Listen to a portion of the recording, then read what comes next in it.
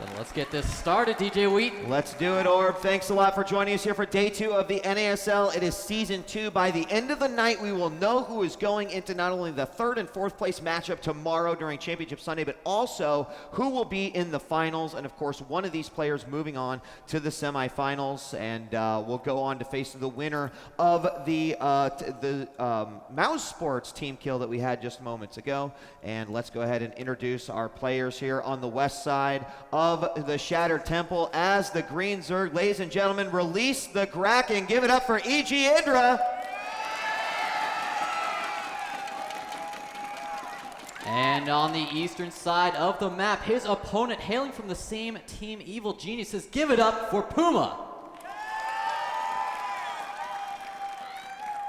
So obviously the early game is going to be the first point of interest here, Orb, especially a map like this, of course, cross positions. You know, I think Idra probably a little bit indifferent about this. But as I mentioned, I really think that a lot of those super early heavy Terran pressures might be reserved either for when Puma might have a game advantage or just not at all.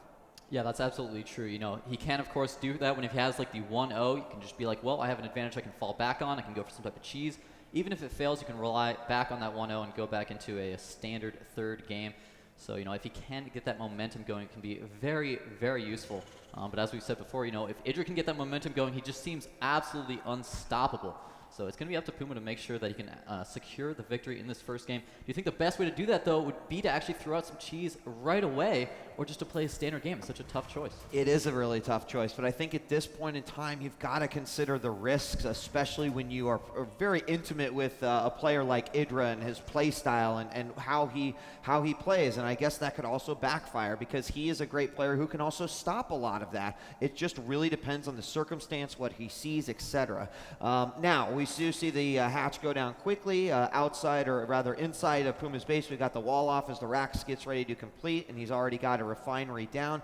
And I kind of expect this as it's played out so far here. Additionally, you know, with Idra and with the storylines that are present here at the NASL, a lot of people have been talking about Puma and a possible repeat performance here from season 1 of NASL. But getting past Idra, there we go, one guy is like, he can do it. Getting past Idra is going to be tough, but I think there's a lot of people that not only want to see Puma repeat, but also a potential Puma versus Hero final. So either way, this is just going to be an amazing, amazing end to the quarterfinals. That would be an absolutely phenomenal final match to watch. Of course, we saw his TVP in the last finals against MC, and it was just so top level. But right now, of course, in TVZ, which I think actually is a better matchup for him than TVP anyways, you know, we could just have an insanely epic match right to start. Look at this, the Marines from Puma trying to find an Overlord, but Idra too smart, too careful, sent his first Overlord way down to the south before it went around. The other one's going around to the north, so he's just making absolutely certain that he's not going to lose anything this early on. Yep, and the Overlord placement would be very important later on as well. Of course, over at the front of Puma's base, we see the reactor going down. The factory's going to finish up. He'll be switching that over and also throwing down a command center just at the top of the cliff above the natural. Meanwhile, a couple of lings going out, initially taking the tower vision, but wanting to go in here and just checking out. He's going to get great vision of the factory and the reactor. Nothing there to stop those Zerglings from getting that report and sending it home. Interestingly enough, there is this SCV up in the northwest, and it will spot this Overlord, but I don't think that Puma is going to be in a position to take advantage of that. Yeah, I was actually a little bit shocked by that. I thought maybe he was going to do something crazy, like drop a proxy starport up there and, you know, do some kind of mid-game Banshee play, but he did drop the command center. He's just going for completely standard play. Also has that tech lab on the way for his barracks. So everything's completely standard right now. He's not trying to go for like a second factory and pump out an insane amount of Hellions here. He's going to go ahead and get those upgrades for his infantry, so he's ready to go and transition into a mid-game, most likely something like a Marine tank push across the map. We do have the spine crawler being put down here for Idra, which will be imperative building of defense just to try to stop these Hellions from coming in. Right now, there are 2 more additional Hellions on the way. The first 2 parked at the Zelnaga Tower, but he shouldn't have too many problems. He's got 6 additional links coming out, and speed should be done by the time these Hellions actually make it over here. So we'll have to see exactly what Puma is going to do here, and if he decides to maybe do a run-by, will the Queens be quick enough to respond? He already has that 3rd Queen, so he's in a good position to block that. Yeah, of course, reactor Hellions, you don't necessarily have to do damage. You don't Of course. have to get in your opponent's space, but what's really great about it is you can deny the third from the Zerg, you can deny that creep spread, and any map control. It's really hard to play as a Zerg player when you don't know at all what your opponent's doing and you can't see when they're going to start moving out with Marines.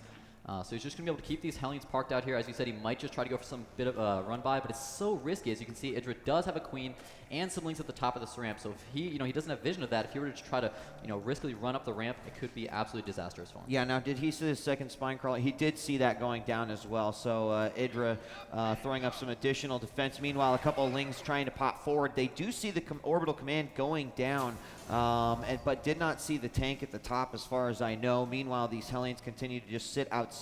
Nice little spine crawler wall set up here for Idra as defense. But where's he going? The lair's not quite done yet, so he's just continuing to drone, and the Baneling Nest is about 50% complete. Now, what's really interesting is that actually Puma did not leave his barracks on the tech lab and continue getting upgrades. Instead, he switched it off immediately.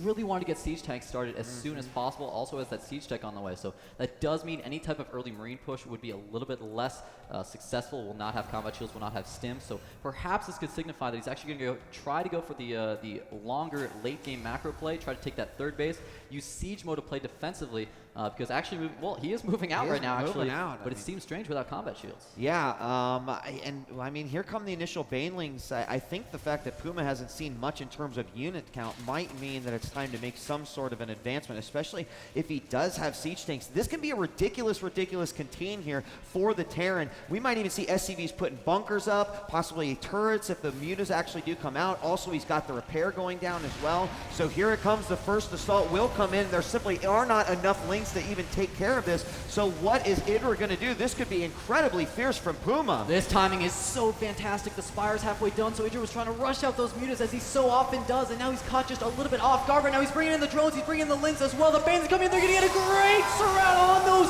Marines that blew up so many of them. Of course, he has to pull those drones back because he's taking a lot of splash damage in the process. Yeah, 12 drones killed already. The Hellions are going to go in for another attack, with these Lings having to be so careful here because the siege tanks are covering this from the back. We've got another spine crawler being built on the high ground, but this is not looking good here for Idra. This would be amazing if he actually was able to pull this off as another tank comes on in. That means a third tank siege up is going even further inside the natural. And what can Idra do at this point? I don't know, man. His Spire just finished, but he doesn't even have the money to make as many mutas as he would need anyways. And at the same time, there's just so many Marines. He's going to bring all of his drones. The Queen coming in for some of the action as well, but these drones are getting absolutely annihilated right now. And there's the GG finisher. Puma has taken game number 1.